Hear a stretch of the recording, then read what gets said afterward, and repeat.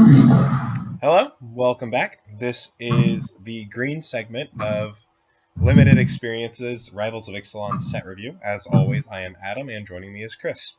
Hello. This is the last color. After this is just multicolor, and we'll just get into it. Our first card is Aggressive Urge. It's 1 and a green for an instant. It gives target creature +1/1 until end of turn and draws you a card. I mean, it's fine for a mediocre combat trick. It's sometimes removal, but that's its best case scenario for me. Yeah, but it replaces itself, which is always nice. Yeah, it's fine. I'm not excited, but I'm probably not going to cut it too much unless I have something actually good. Yeah, that's basically my feelings on it too. Okay. The next card is the last of the reprints. It's Colossal Dreadmaw. It's 4 green for a 6/6 dinosaur with trample. I mean, it's awesome. But for me, I don't know your feelings on the subject, and I got a solid guess, but in my world, as a person who has done a lot of pauper cubing, it's kind of great. It's definitely great. That's not a question.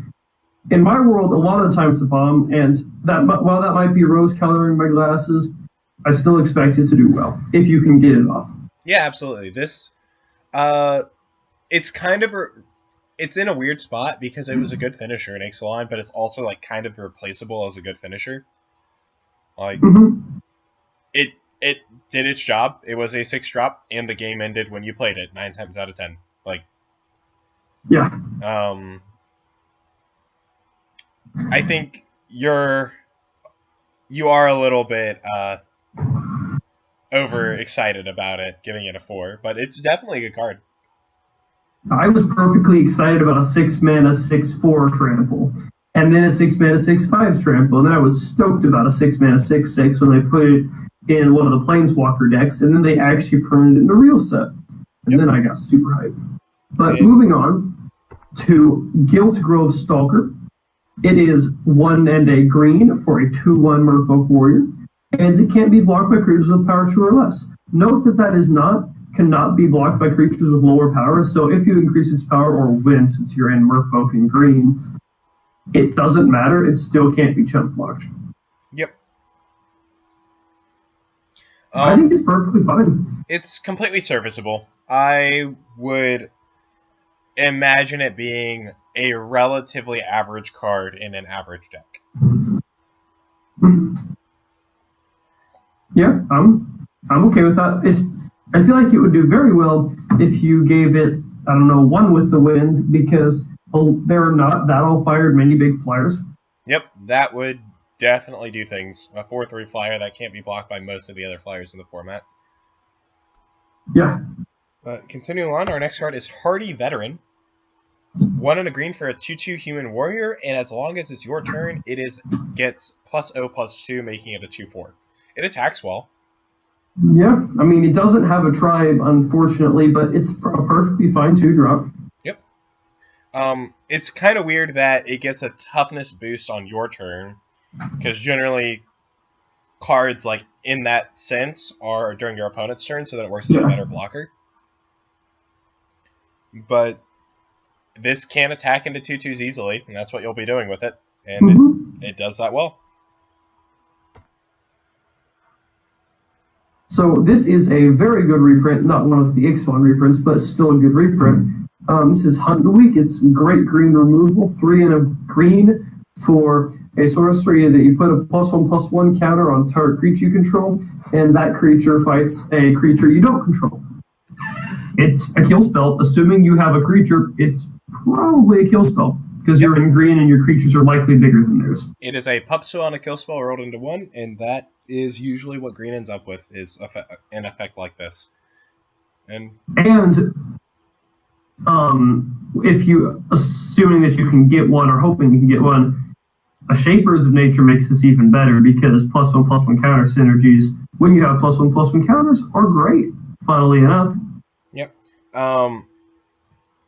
I do, mentioning Merfolk, I like this a lot more than Pounce in Merfolk decks, and it's about even in Dinosaur decks, so I think it's a pretty much just straight upgrade from Pounce. In this set in particular.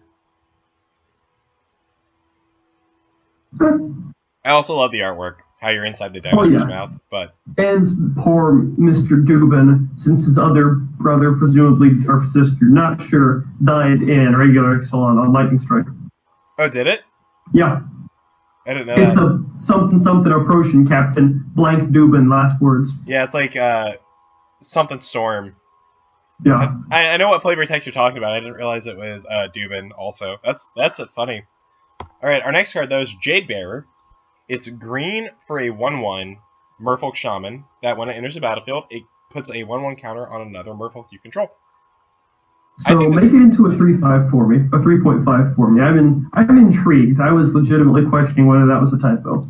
It wasn't. I will admit that may be a little bit optimistic, but I might be able to talk you up to probably like a 3.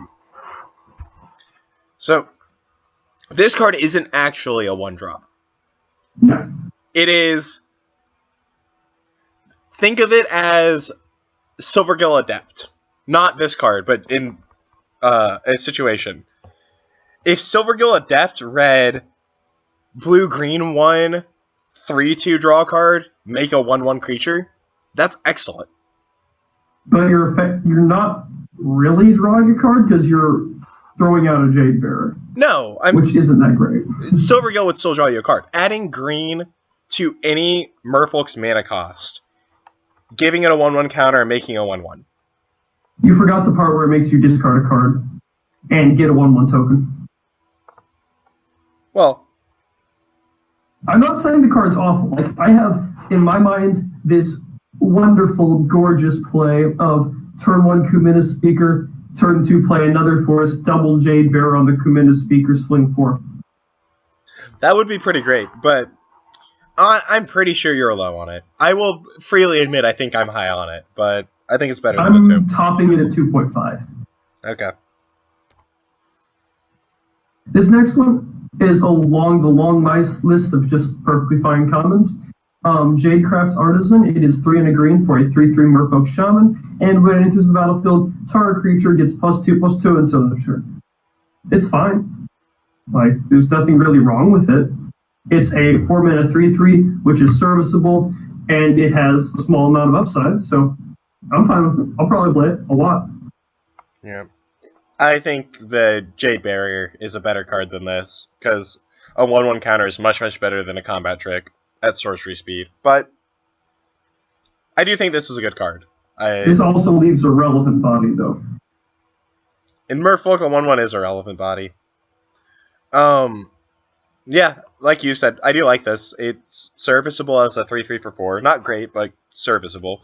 And it will get one of your random creatures in for an attack. And all that's fine. I like it. Our next card is Jungleborn Pioneer. It's 2 and a green for a 2/2 Merfolk Scout. And when it enters the battlefield, it makes a 1/1 Hexproof Merfolk. This is a card right here.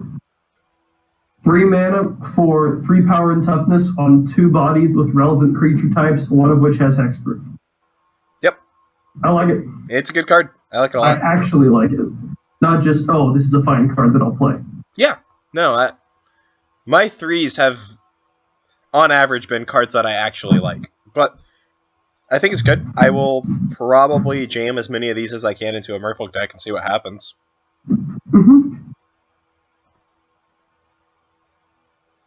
Knight of the Stampede is another one. It's 3 and a green for a 2/4 human knight that makes dinosaur spells you cast cost 2 less. He's also a 2/4. I don't know if that was said. I didn't hear it, though. Yeah. He's great. He lets you play 7 mana dinos on turn 5. That's insane. Yeah, that's just awesome. And if you can turn 1 Kinjali's Collar, then you're having a real good day. He also, the other side of it is he'd let you play a 3-drop into a 5-drop on turn 5? Like, double spell a 3 and a 5 dinosaur? Yeah, that's awesome. Yeah. I like everything about this card. It's super cool. I hope that he makes red-green dinos an actual thing. Yeah. He is definitely one of the cards that will be a piece player, if any form of Dino deck is a thing in this format. Mm-hmm. This next one is the essence of sideboard cards. It is naturalized. It's 1 in a green instant classic reprint for just destroy target artifact or enchantment. So, as hinted by the fact that it is very clearly a sideboard, I based it at 0.5. I'm almost never running it in my main deck, but there's a chance that a deck will have a relevant artifact or enchantment. Because but what if your opponent plays Blood Sun? That's in game 2. That's the sideboard rating, Adam. And in that case, I'm still probably not naturalizing a Blood Sun. Yeah. Because that would make me waste my 2 mana and my card. Unless I need a prowess trigger. Is there even much prowess in Rivals? I don't think I've seen like any. No, there's not much prowess in Ixalan block in general, comparatively to other blocks. Okay. Like, there's a total of... Wait a second. Are there any prowess cards in Ixalan? I'm going to have to check that. Something's wrong here. But, yeah, I think that Naturalize is a fine sideboard card. It's honestly a good sideboard card, but it's nothing to be too excited about. Also, I'm pretty sure that there are no prowess cards in Ixalan, which I totally did not notice until now. Okay, I never paid attention to it, but I would imagine you're probably right. I am. Can confirm. This is basically a reprint, except it's in green instead of red. This is Orozca Frillback. It's 2 in a green for a 4/2 dinosaur with flavor text. It is actual flavor text, not just us making a joke. I think it's the same as, Frenzied Raptor? It's a 3/4/2 dinosaur. Yeah. And which is a fine card that I'm perfectly okay with having in a dinosaur deck. My only problem with it is, you're right, it is just Frenzied Raptor in green, but that's a problem because green wasn't nearly as aggressive as red was. I don't think green wants a Frenzied Raptor. I don't know that it does either, but if the red-green aggro deck, or just a red-green dinosaur beatdown deck exists, this guy's probably going to be in it. Yeah. And I would love to pay 1 mana for this guy after dropping the Knights of Dinosaurness. Yeah, that would be pretty sweet, gotta say. 10 out of 10 would do again. Oh yeah, hopefully a lot of times. Our next card along is Overgrown Armosaur. It's 3 green for a 4/4 dinosaur that has Enrage, make a 1/1 Saproling token. I really love this guy. Yeah, I think it's super cool. There is a bit point of a lot of the things that usually trigger Enrage deal 1 damage to a lot of creatures, and that will kill all of your Saprolings. Yeah. So do watch out for that, but at the very least, he's a 4/4 blocker that leaves another blocker behind. Mm-hmm. And I think... Or he's a 4/4 attacker that if they decide not to take 4, you get a chump blocker for the next turn. Oh, yeah. I think this card's excellent. I think I might have rated it a little bit high because I look forward to playing it in a Pauper environment, like a Pauper draft environment, but it's still great. Yep. Can you think of any other bit parts for it? I really, really want to name Saproling for Vanquisher's Banner. So they're all 2/2s? That is a dream for me. Or you just play the green rare or the Immortal Sun. There, yeah, no spoilers. Or Radiant Dawn. The white one. And say that's one thing that I wish I would have said when we went over Radiant Dawn. Alright, continuing on. We have Plummet.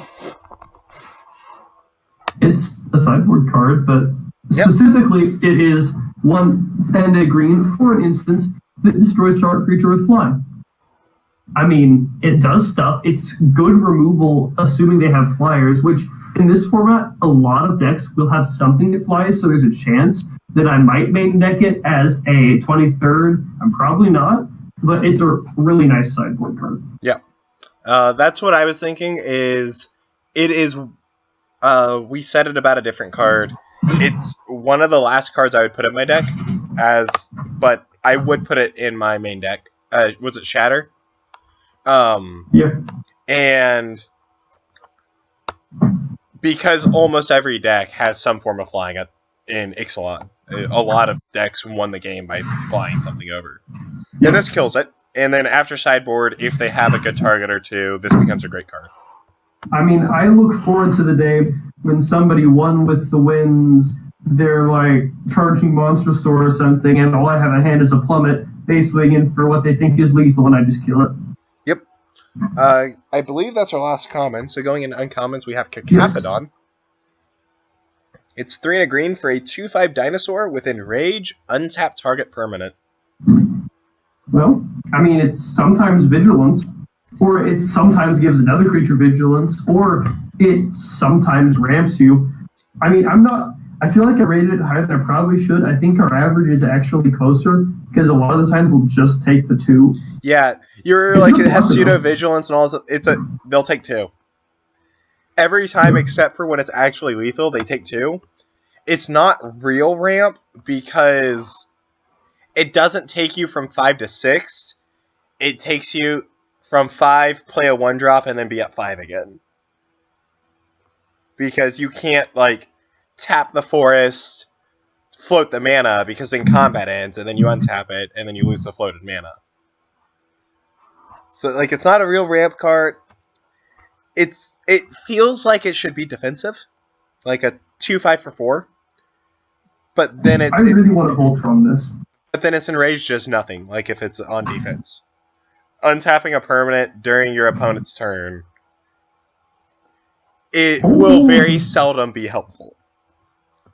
I mean, untap a swamp, Skullduggery, one of their dudes. Yeah, we could come up with corner cases all day, but very seldom will that actually be useful. And having or giving something pseudo-vigilance is not enough for me to like this. I don't particularly. I think it's probably more of a 2.5, but I still really like the idea of dropping like Mark of the Vampire or something on it. That just feels satisfying, and then they immediately kill it. Yeah. But it's the thought that counts. This next card I actually am excited about. I don't know that it's amazing, but I enjoy the idea. It is Cherished Hatchling, 1 and a green for a 2/1 dinosaur, which is okay, but I expect better out of green. And when it dies, you may cast dinosaur spells this turn as though they had flash. And whenever you cast a dinosaur spell this turn, it gains, when this creature enters the battlefield, you may have it fight another target creature. Like, the flavor on this is great. Yep. Like, they kill the baby, and then the big ones just swoop in and destroy whoever it was. Yeah. I don't know if it's great, but the effect is sometimes useful, and the card's just fine on its own. Yeah, but here's where... And it becomes kind of a disaster, so I'll preempt that. But, like, if you pass with this, and then they just don't swing into you, you wasted all your mana for the turn. But, like, they can't block this if you have mana open. They can't attack into this if you have mana open. It turns all of your dinosaurs into removal spells. All of your enraged dinosaurs get to do it immediately. Like,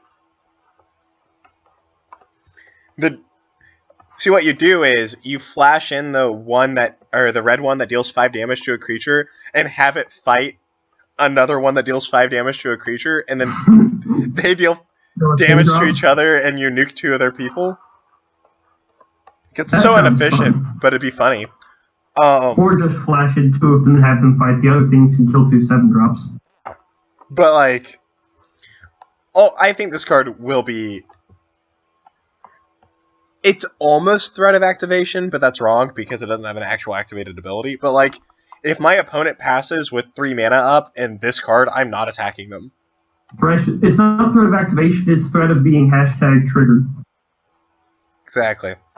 On that note, I should probably walk away and go die in a corner, but what we're actually going to do is move on to a card I legitimately enjoy called Crested Herd Collar, not Horn Collar at all, which is 3 green for a 3/3 dinosaur with trample, which is disappointing on its face, but then you just get another one because you get the token, who happens to be a 3/3 green dinosaur with trample. I think this card's great. You're paying 1 less to get a, not carnivorous a Colossal Dreadmaw on 2 bodies. Colossal Dreadmaw, yes. Not Carnivorous Death Dino, but I do like that name. Yep. I like this card too. I think it's awesome. It's 6/6 worth of stats for 5 on 2 separate bodies, and they both have trample. This will ruin small aggressive dex days. Oh yeah. And I like the nice red, blue, green art on the feathers. Of course you do. Yeah, I think it's a super cool card. I like it. I think it's good. You'll play it a lot. Like, I would imagine a deck that, like, this is its only 5-drop, and they just have, like, 3 of them, and I'd be completely happy with that deck. I'd be happy with that any day. Like, that's awesome. Exactly. Moving on, we have Enter the Unknown.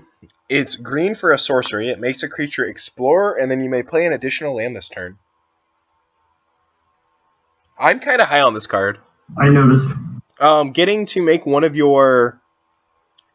It either feeds into itself by drawing you the land that you need, or you give a 1/1 counter and play an extra land anyway, because in Limited, you'll almost always... When you would be casting this, you probably have an extra land in your hand. And, like, I would be happy with my turn 3 being... Like, I played a 2-drop turn 2. Turn 3, play this... Either make my 2/2 into a 3/3, or draw a land, play 2 lands, and then play a 3-drop anyway.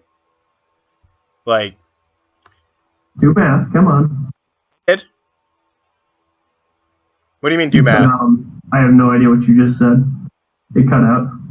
I said I would be completely happy with my turn 3 being using this on my 2/2 from turn 2, playing 2 lands, and then playing a 3-drop anyway. Yeah, I think that's awesome. I think that's fine. Like, this card has situational uses. I feel like I might have been a little bit harsh. I think it's probably more like a 2, but I would certainly not call it a 3. Okay. Now, I think this is good in a Dinosaur Ramp deck, if that's a thing. And I think Merfolk would be fine with it, but not, like, excited particularly. Yeah. That or if Lightning Explorer is still a thing. That being said, I don't think you'll... I think it's good enough that this will not be one of your cuts most of the time. I'm willing to accept that. I don't know if it's true, but it's whatever. This is a card I'm, once again, also excited about. The 4th Forerunner of the Heralds, which, contrary to popular belief, they're actually talking about the converted mana cost, not the word 4 that's a typo in the name. It is 4 mana for a 3/2 Merfolk, and just like the other Forerunners, when it enters the battlefield, you can take a Merfolk from your deck and put it on top after shuffling it, of course. And whenever another Merfolk enters the battlefield under your control, you put a +1/+1 counter on this chick, and then you just get to beat face with it. Like, after the first Merfolk, it's a 4/3 for 4, which is perfectly fine. The rest of it's just bonus. Yeah, Merfolk has enough random synergy, or like random amounts, like cards that just make 2 Merfolk kind of thing, that this can get really big, and then you can make it unblockable or whatever and have a great day.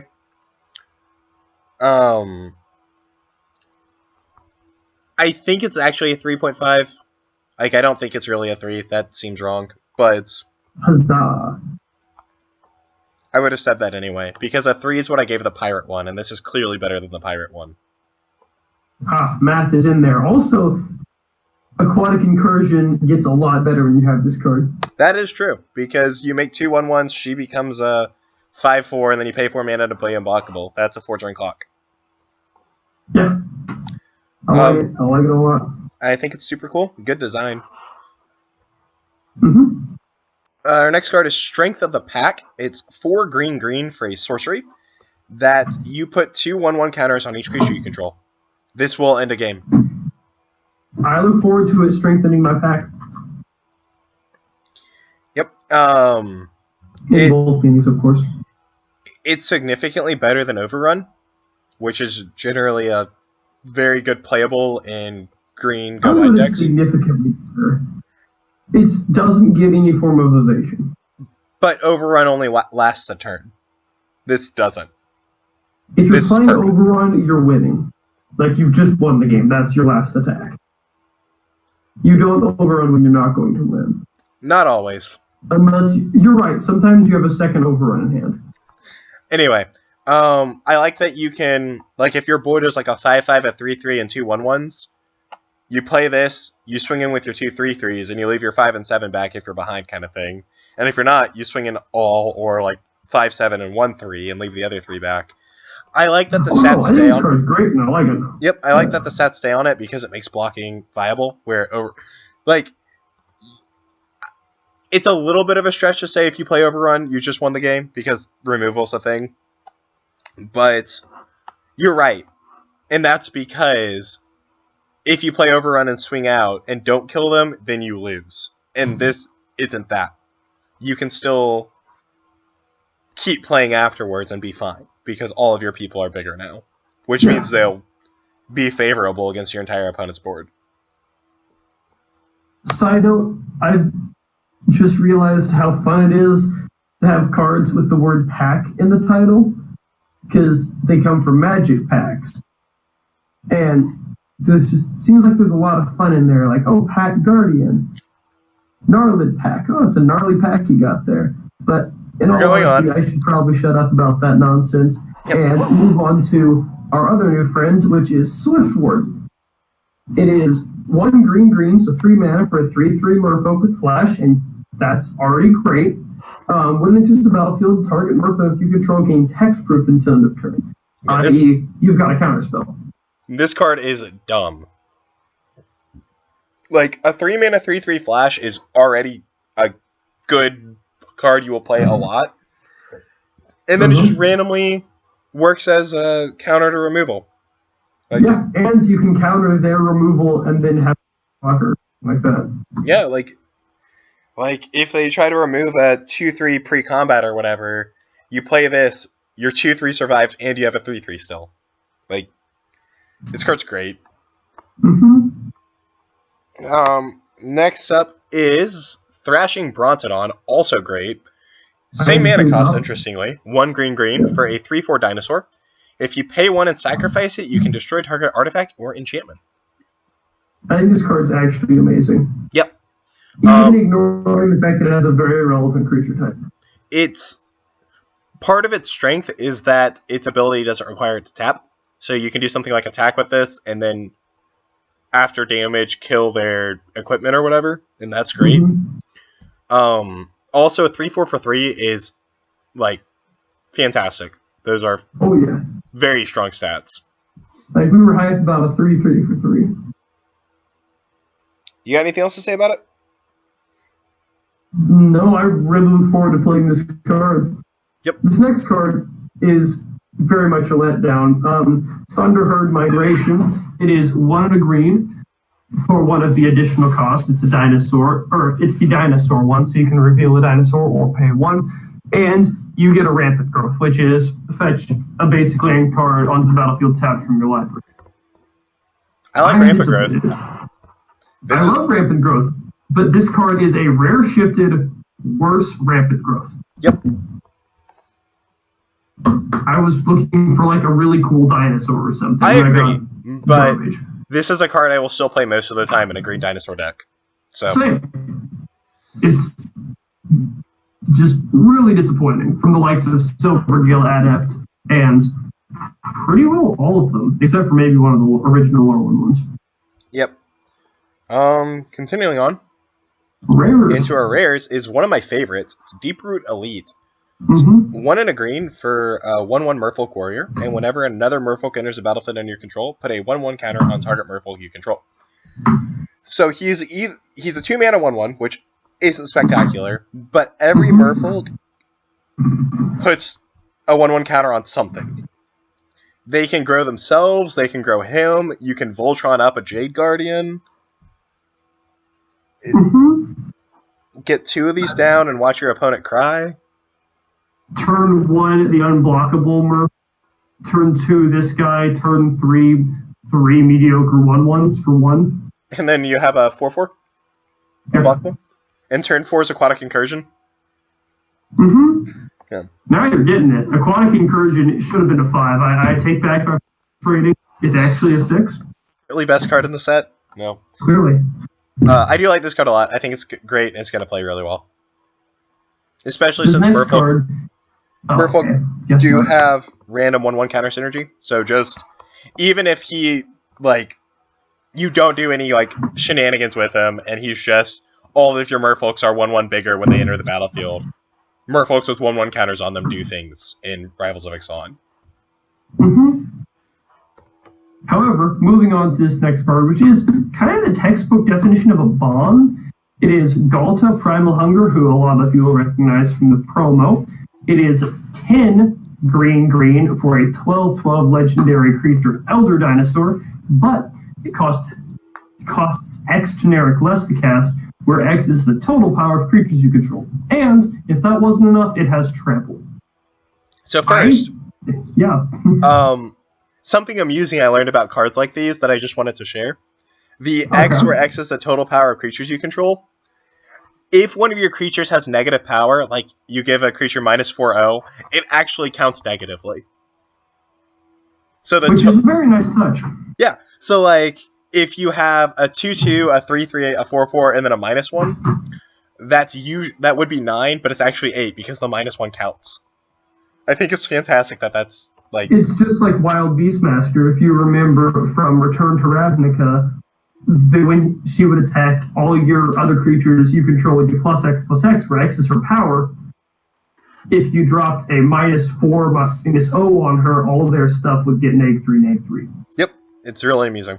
That being said, I shouldn't say usually. Your goal would usually reasonably be Galta on turn 5.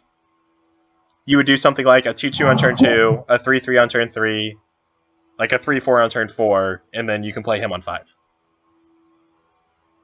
Like, that's just sounds awesome. I feel like any game where I'm landing Galta and sticking it is probably a game I'm going to win. Yep. Just throwing that out there. Fun fact, the 12/12 on turn 5 is hard to deal with. 12/12 Trample, to make it even worse. This card is just a bomb. You'll play it, you'll win games with it. It gets to ignore the main problem of cards that have huge mana costs, which is you usually don't get to play them, in that it doesn't actually have that huge of a mana cost. Because this is limited, and you're just playing creatures out anyway, and then you'll randomly get to slam him on turn 4 or whatever, and it's dumb.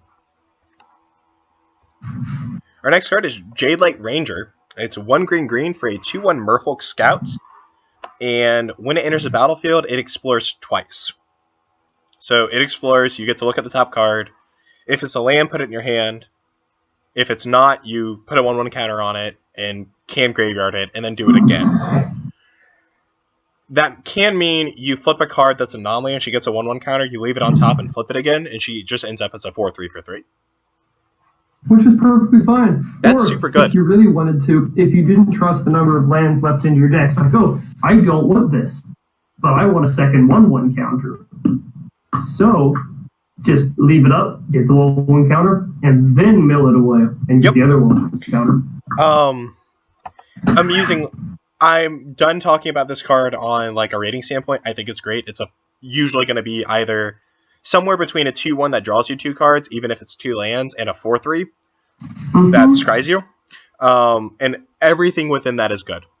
But it's in the official release notes for the set, it does specify that this card will be sad if you don't act surprised when it explores into the same card again.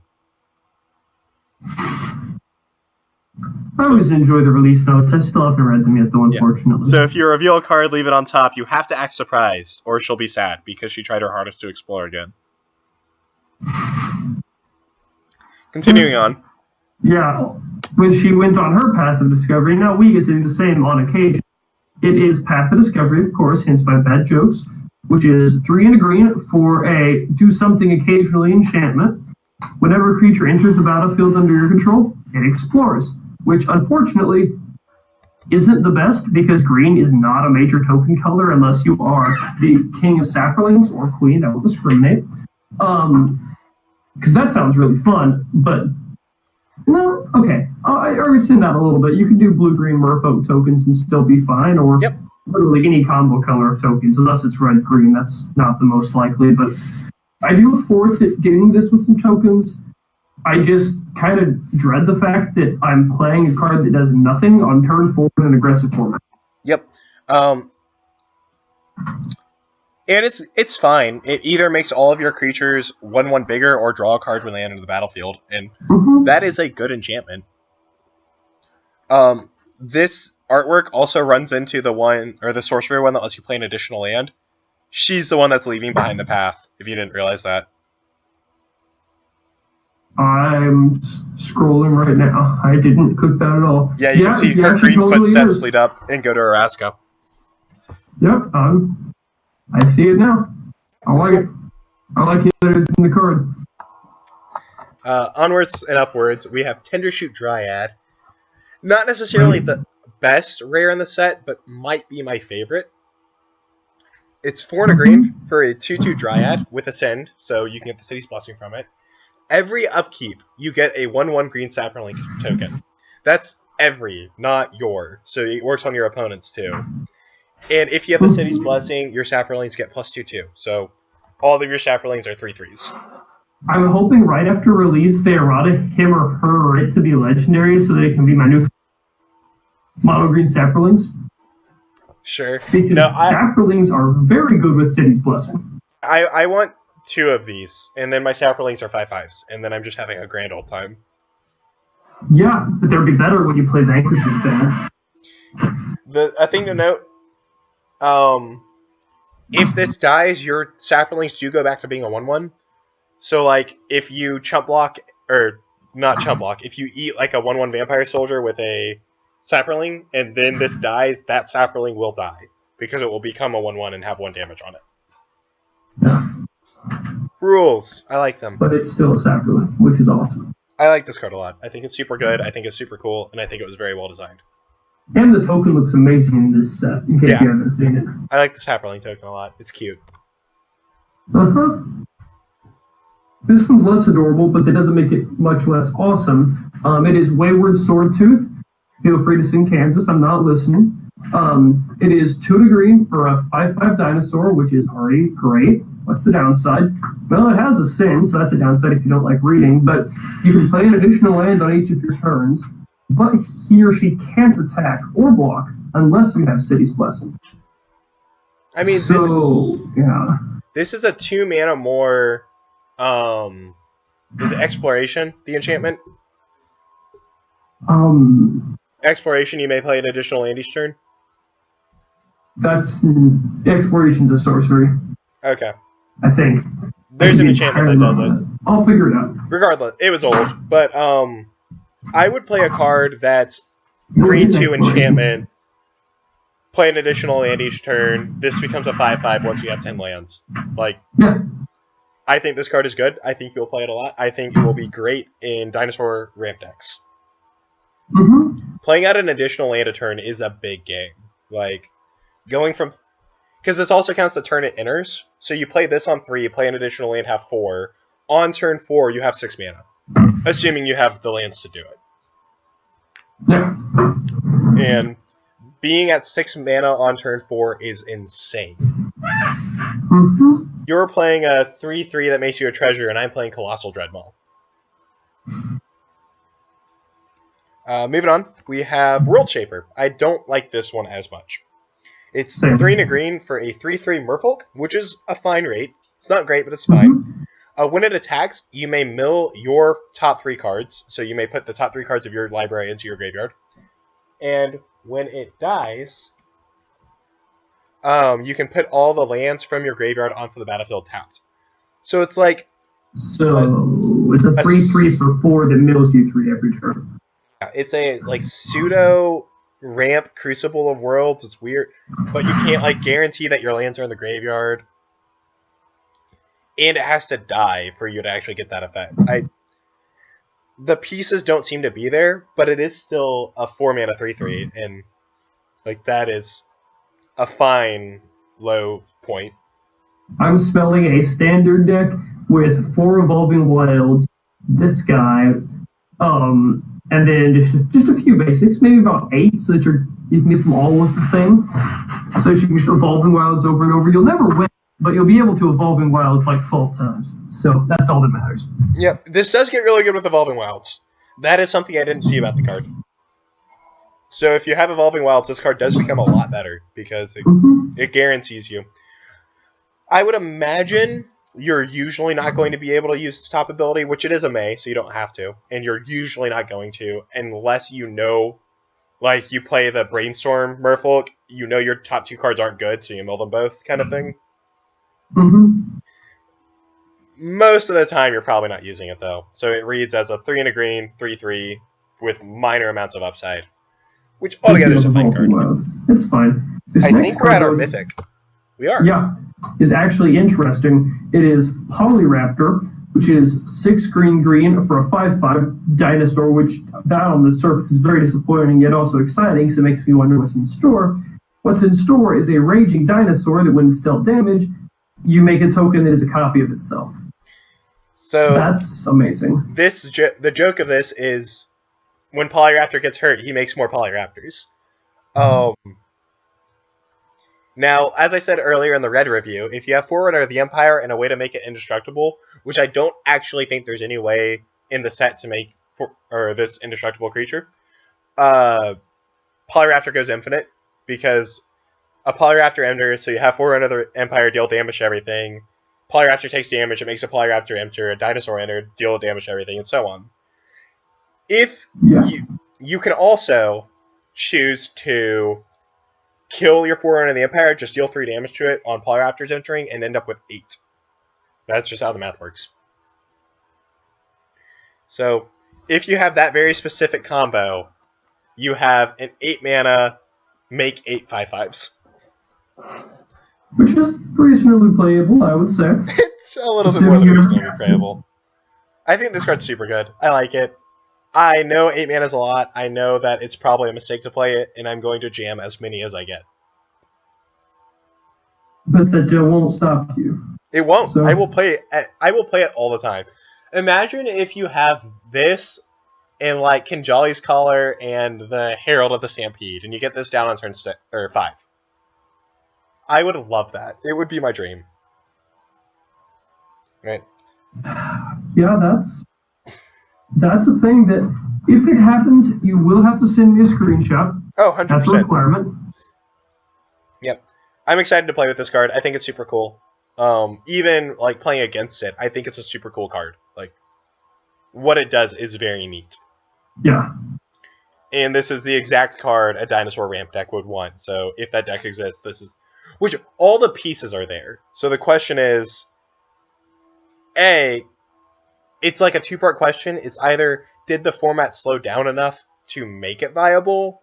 Or are the dinosaurs able to slow down the aggressive decks enough to make it viable? But all the pieces are there. Yeah. There's additional lands.